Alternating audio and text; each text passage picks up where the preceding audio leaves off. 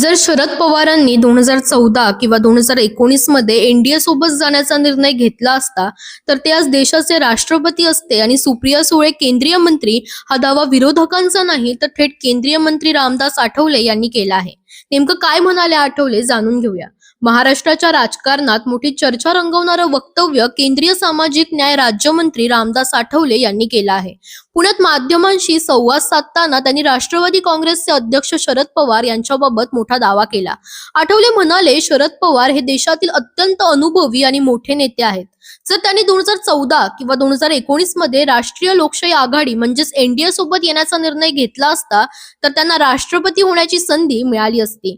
याचबरोबर त्यांनी आणखीन एक महत्त्वाचा दावा करत सांगितलं की सुप्रिया सुळे यांना केंद्र सरकारमध्ये मंत्री करण्याबाबतही त्या काळात चर्चा सुरू होती, मात्र त्यावेळीच राजकीय समीकरण बदलली आणि हा प्रस्ताव प्रत्यक्षात येऊ शकला नाही।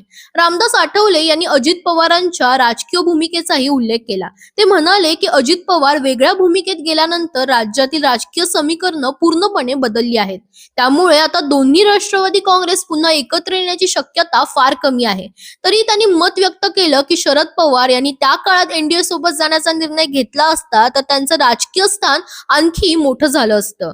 यावेळी आठवले यांनी राम मंदिरातील कथित आर्थिक गैरव्यवहारावरही भाष्य केलं। त्यांनी सांगितलं की राम मंदिरासाठी देश विदेशातून मोठ्या प्रमाणात निधी जमा झाला होता।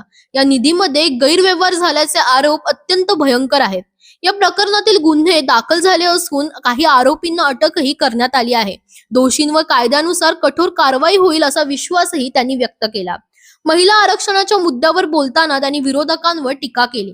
केंद्र सरकारकडे आवश्यक बहुमत असल्यामुळे महिला आरक्षण विधेयक आणि त्या संदर्भातील पुढील प्रक्रिया पूर्ण होईल असा त्यांनी दावा केला। तसेच 2029च्या लोकसभा निवडणुकीत महिलांना अधिक प्रतिनिधित्व मिळेल असंही त्यांनी सांगितलं। आरक्षणातील उपवर्गीकरणाच्या मुद्द्यावर त्यांनी सर्वोच्च न्यायालयाच्या निर्णयाचा उल्लेख करत सांगितलं की प्रत्येक राज्याला उपवर्गीकरण करण्याचा अधिकार आहे। महाराष्ट्र सरकारने यासाठी समिती नेमली असून तिचा अहवाल लवकरच समोर यायला हवा। विविध समाजांना त्यांच्या लोकसंख्येच्या प्रमाणात न्याय मिळावा अशीही त्यांनी मागणी केली।